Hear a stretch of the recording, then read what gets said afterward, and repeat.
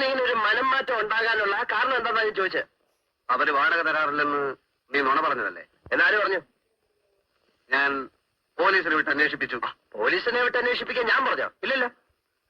നീ പറഞ്ഞതുപോലെ ചെയ്യാൻ പോലീസുകാരായിരുന്നു നിന്റെ കൂലിക്കാരോ? പോലീസുകാരെ അവരെ അധിക്ഷേപിച്ചോ? ഞാൻ വിശ്വസിക്കുന്നില്ല. ആഹാ, ആ നിനക്ക് അവര് കൈക്കൂലി തന്നു അല്ലേ? ഗോപാലകൃഷ്ണ, കൈക്കൂലി എന്ന വാക്ക് തന്നെ എനിക്ക് അലർജിയാണ്. എന്തിനാ നിർത്തിയത്? തള്ളടാ, തള്ളടാ, ഒരു പ്രാണ സുഹൃത്തിന്റെ മൂന്നിൽ തള്ളടാ. സ്നേഹത്തെക്കാൾ വലുതാണ് എനിക്ക് സത്യവും വന്നോ കേട്ടോ ഗോപാലകൃഷ്ണ.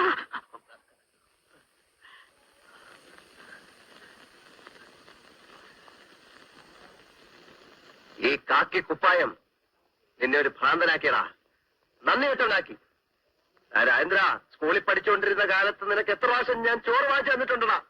വെട്ടി ഉരുട്ടി ഉരുട്ടി വിരിഞ്ഞതൊക്കെ നീ മറന്നു വേണോടാ. നീ അല്പനാണ്. നീ ശപ്പനാണ്.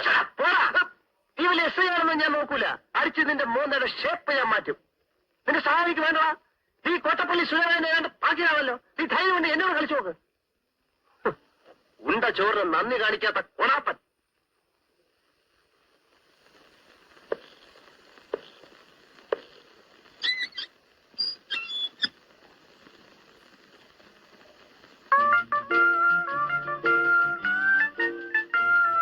പേര് നല്ല പേര്.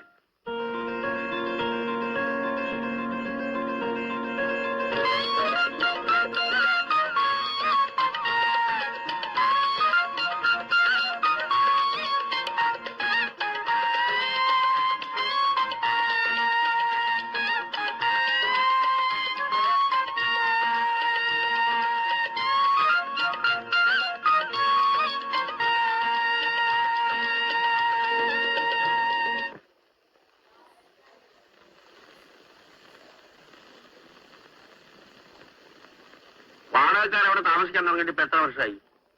അതൊന്നും ഒരു പ്രശ്നമല്ല സാർ. ഒരു സൂട്ട് ഫയൽ ചെയ്ത് കേസ് നടത്തി വാടകക്കാരെ ഒഴിപ്പിക്കാൻ എനിക്ക് ഉദ്ദേശമില്ല. കേസില്ലെങ്കിൽ പിന്നെ വക്കീലിന്റെ ആവശ്യം എന്താ? ഞാൻ മുഴുവൻ പറയട്ടെ സാറേ. പറയൂ. ഈ പറയുന്ന 9 കൊല്ലം വേണ്ട, ഈ കാലം അത്രയും ഹൗസ് ഓണർ, അതായത് ഞാൻ തന്നെയാണ് മേപ്പടി വീട്ടിൽ താമസിച്ചു വരുന്നത്.